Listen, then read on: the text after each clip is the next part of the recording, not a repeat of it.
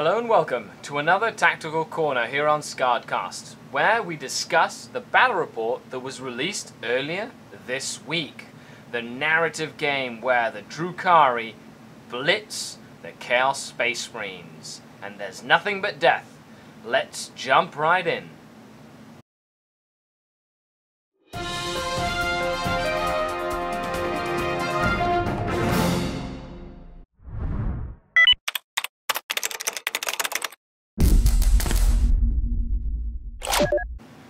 Hello and welcome to another Tactical Corner, the second Tactical Corner of 8th edition.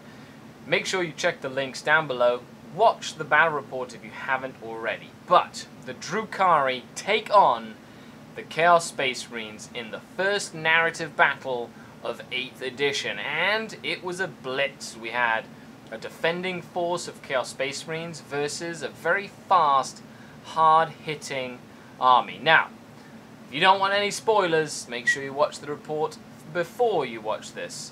But let's dive into some of the tactical stuff that will improve your gameplay. First and foremost, I want to talk about the Chaos Space Marine army.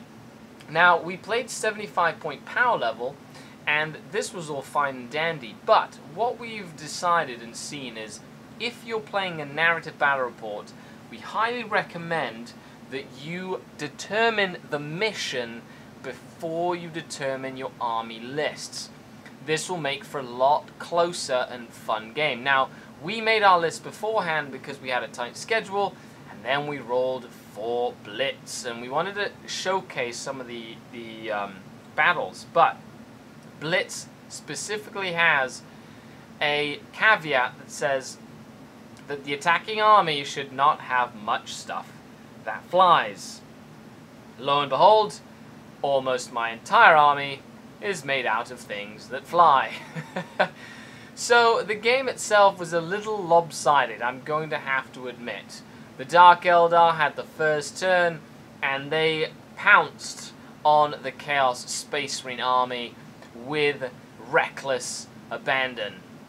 And this in and of itself really kind of showcased how important it is to really build a narrative around the narrative elements of the game, not just necessarily build a list and bring it, but the Chaos Space Marine army would have done better with large forces of infantry to block the trenches, the Terminators to come in support, you know, like heavy weapons on Havocs and large units to really take casualties and damage over a prolonged period of time.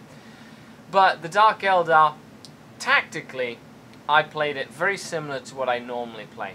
I ran up very quickly, advanced my forces, ready for, not in waves, ready for a turn 1 and turn 2 strike.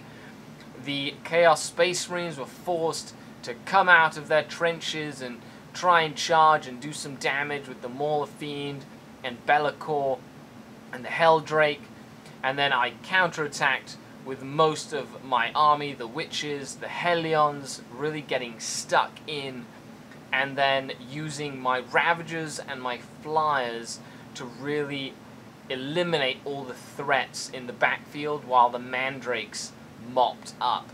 All in all, it was a textbook theatrical version of a blitz, which is essentially how the Dark Eldar would attack a fortified position, and essentially fluff-wise it makes sense. So narratively, yes. Tactically, you know, I guess I could have messed up, but or you know, Shane could have rolled better on some of his rolls. But other than that, it's a learning experience. You know, some of you might be outraged at the outcome of the battle report or whatnot, but make sure you leave a comment down below, and I do appreciate you guys watching the battle reports. Check the links if you haven't already. Consider supporting the channel on Patreon so I can continue making more videos. Thanks a lot for your time. This is Skari. Until next week, Skari out.